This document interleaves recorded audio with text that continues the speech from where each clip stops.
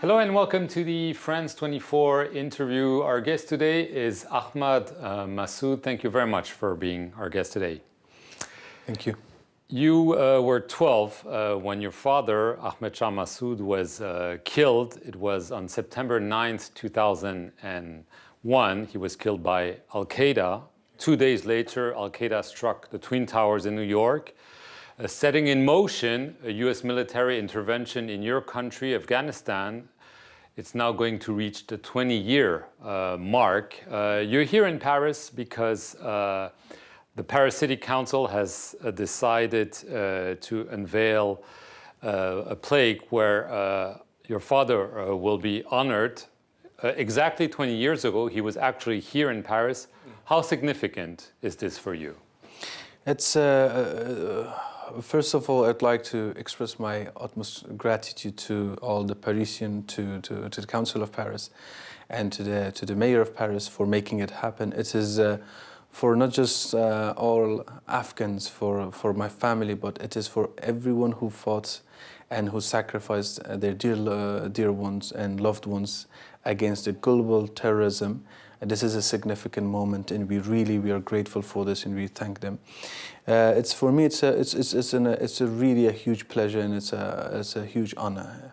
It means a lot and gives us who are in Afghanistan, who are still the victims of the global terrorism, who are still suffering from global terrorism, these recognition and these symbolic acts. It means a lot for us to have the energy and to encourage us to even work harder, to try harder to stop this global terrorism. In 2019, you decided to enter politics to follow in the footsteps of your late father. You've taken strong positions against the Taliban. Right now, a year ago, the US signed a deal with the Taliban, essentially exchanging a US troop withdrawal against the Taliban, cutting off their ties to Al-Qaeda and other global terrorist groups. Was it a mistake for the US to strike a deal with the Taliban that they've been fighting for so many years? Absolutely. It was not up to the Americans to sign an agreement with the Taliban. It was for Afghans to make an agreement with them.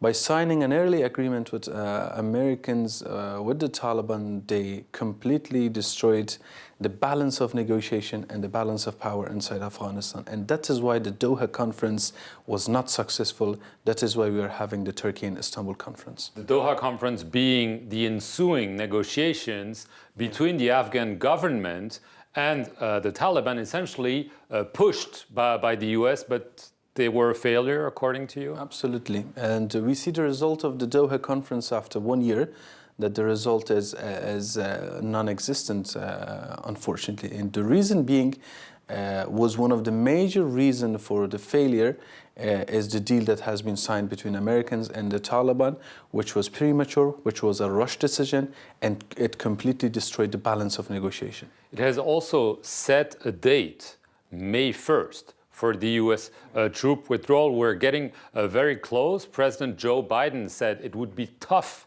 to meet that deadline. How do you see things evolving? I mean, do you want the US troops to withdraw as of May 1st, or would you like them to stay because the situation is not stabilized in Afghanistan? What I can say is that we were always pro-peace. And 2019, when the people rallied behind us and they came to us and asked us and put the position and the responsibility of being the successor of my father upon us, it was not to be against the Taliban. It was to be pro-peace and to be against violence and against destruction. We are still worried about this matter. And regarding the American and regarding them leaving Afghanistan and the deal with the Taliban, what I can say is that we want them to have patience.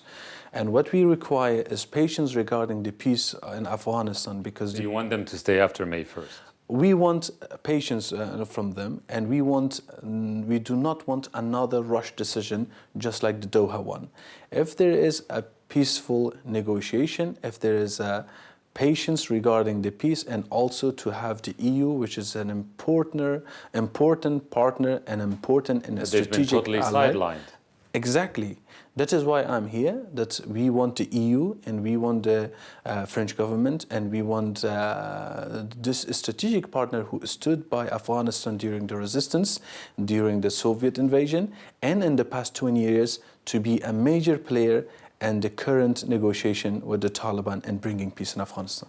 But there are no negotiations with the Taliban. It seems they're gaining militarily. We see them on the offense. Yes, they're sparing U.S. troops, but they're not sparing Afghan troops or civilians, for that matter. Yeah. And politically as well. I mean, they have the upper hand. I mean, do you have the feeling that the U.S. is rushing for the door after 20 years for internal political reasons, and that they're essentially giving the keys of Afghanistan to the Taliban? Absolutely. They're not giving keys to the Taliban. They're giving keys to the violence and destruction and conflict. Because if they leave Afghanistan with a rushed decision, with a premature peace process, Afghanistan is going to fall onto another chaos and violence and civil war. Yes. Civil war? Yes, absolutely. In the north region, are you preparing for war more than for peace?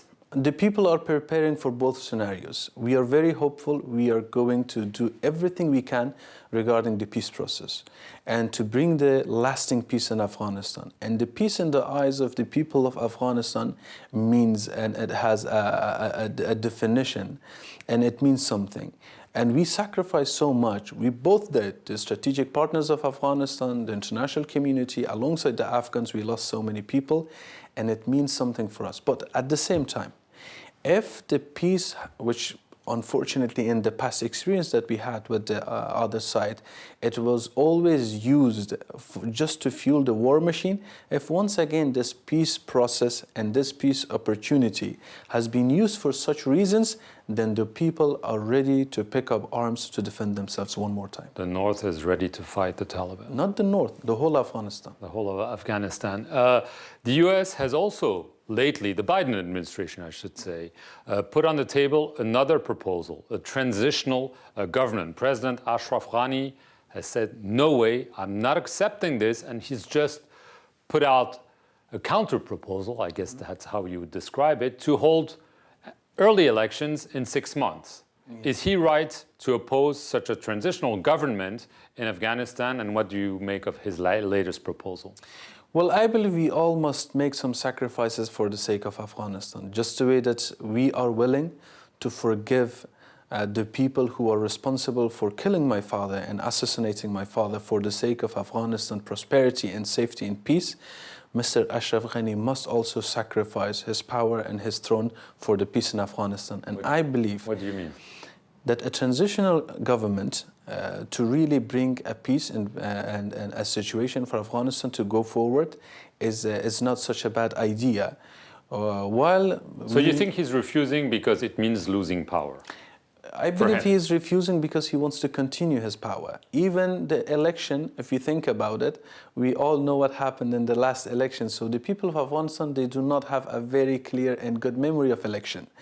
And the election, the situation is not ready for another election. The territories, the country, the safety and security, especially the integrity of the election and clarity of election is one of the major questions. So a transitional government, it would be with the Taliban? That's the idea? They can be a part of it. Why not? I do not see that as a problem. But the person who, or the people who are responsible for transitioning the government, or they are going to make the election happen, they cannot be a major player in the next government. So we must have a clear idea of the person or the people who are responsible for transition government. Right. Do you think a real dialogue with the Taliban is still possible, or do you think that whatever they do is to earn time and prepare for war? Absolutely. I believe we must talk with Taliban. We must make peace with the Taliban, and they must realize that Afghanistan of today has changed from 20 years ago, and they must realize that the today's generation, they want peace and they want talk and they want dialogue with them. And we will have no problem whatsoever to accept the Taliban as the reality of the today's Afghanistan's politics and to integrate them into the Afghanistan's political system. However, we will not sacrifice the values. We will forgive the sacrifices, but we will not sacrifice the values that we fought for, such as the democratic values, such as the election, the women's right, human right, freedom of speech, and many other values that we fought in the past 4 decades. Not exactly their values. Well, we respect them and they must respect ours.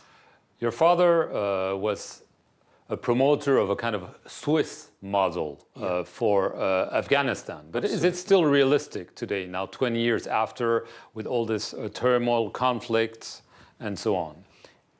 I believe the past 20 years and the past 2 decades is exactly the proof and evidence for us to know that Ahmad Shah Massoud was absolutely right regarding the system in Afghanistan. The major reason that Afghanistan is in this situation, in today's situation, is because that we do not have an accountable, a proper system to work for today's Afghanistan. A Swiss model, a decentralized model, which was the dream of Ahmad Shah Massoud, is the only way out of Afghanistan. Is it realistic? Afghanistan situation. Is it realistic? Absolutely. The majority of Afghanistan, they want a decentralized system, a deconcentration of power.